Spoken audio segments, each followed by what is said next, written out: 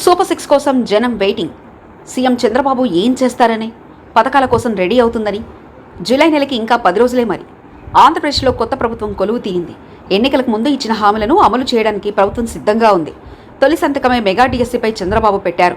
అన్నా క్యాంటీన్లను తెరుస్తామన్నారు. Land titling యాక్ట్ను రద్దు చేశారు.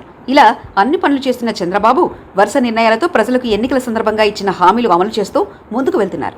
అయితే ఆయన ముఖ్యమంత్రిగా పదవీ బాధ్యతలు స్వీకరించి ఇంకా వారం రోజులు కూడా కాలేదు. కానీ ఎన్నికల్లో ఇచ్చిన హామీలు ఎప్పుడు అమలవుతాయనంటూ ప్రజలు మాత్రం ఆశతో ఎదురుచూపులు చూస్తున్నారు.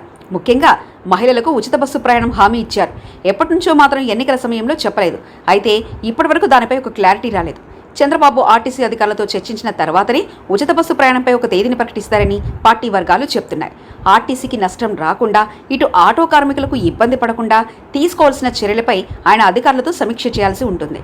ఉచిత ప్రయాణం భారాన్ని ప్రభుత్వం ఆర్టీసీకి చెల్లించడంపై కూడా స్పష్టత ఇవ్వాలని ఆర్టీసీ కార్మిక సంఘాల నేతలు చంద్రబాబును కోరుతున్నారు.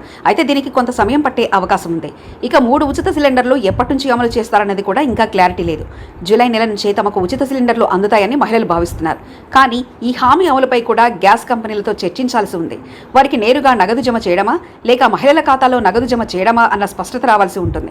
ఇందుకు అధికారులతో, అటు గ్యాస్ కంపెనీ ప్రతినిధులతో సంబంధిత శాఖ మంత్రి సమావేశమై నివేదిక సమర్పించే తర్వాతనే ఈ పథకం అందుబాటులోకి వచ్చే అవకాశం ఉంది. జూలై నెలకు ఈ పథకం కూడా అందుబాటులో వచ్చే అవకాశం లేదన్నది అధికార వర్గాల ద్వారా అందుతున్న సమాచారం.